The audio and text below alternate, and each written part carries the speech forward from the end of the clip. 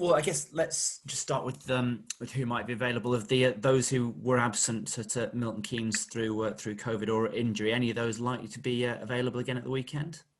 Yeah, I think the boys that have had COVID are all potentially in the reckoning. So we need to see how their training goes because the um, the feedback so far from other players is that they could get delayed onset and they could get fatigue symptoms after the event. But as it stands at the moment, we're hoping both Dane and Oztuma will be Dane Westbrook and Oztuma will both be in contention for Saturday. Okay, that's good news. And then the couple of injuries you had with Anstey and with Josh Grant. Any likelihood of them coming back soon? Josh Grant's in training, so again, it's similar. We're hoping he'll be in contention also. Anstey probably not. I think that one's going to be a bit longer, unfortunately. But Okay. Josh Grant's back in training with the players, so he's back in contention, I hope. And James Daly actually is back running again, so he started his first. I mean, that's been a difficult one to predict. It was going to be a long-term situation. Now we're hoping it's going to be a bit shorter term than long term. So he's back running now. So he won't be ready for this week, but he's making good progress. And I would imagine that certainly after the frustrations of Boxing Day, having those three outfield players available, the ability to potentially shake things up is no bad thing from your point of view. Yeah, I wouldn't say shake it up, but at least get more strength and depth. We clearly had a nice bit of momentum building.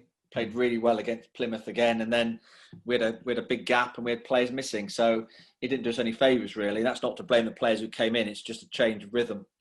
So my hope is that we can get back to some of that rhythm that we had a week or two ago. Whoever plays. Absolutely. And just running off squad stuff, obviously, by the time you play, it is going to be January. Would you anticipate any movement in or out soonish, or are you thinking anything is still going to be closer to the wire?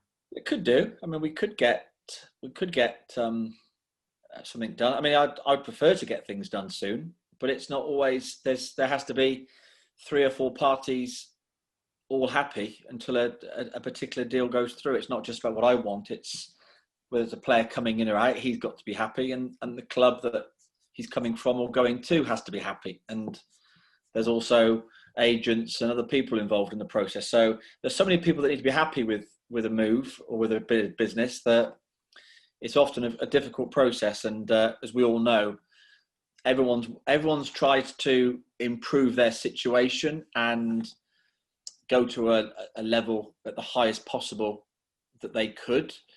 And we all tend to wait to get the best opportunity we can. And then the later it goes on in the window, we all sort of settle on probably, getting a deal done. So I don't think it'll be. There may be one deal done early, possibly, but I think generally these things will go on through January. Okay.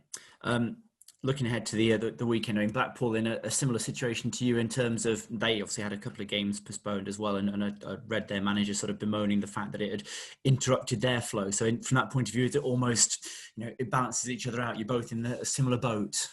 Yeah, I made the point on Boxing Day that I don't want to be over heavy with the excuses, and we're not the only club that is suffering from the inconveniences of the current pandemic and the restrictions, and I think everyone will have their grief. So I just hope that we get a fair wind and we get, we're not too badly affected, but I think everyone will be affected in some way, shape or form.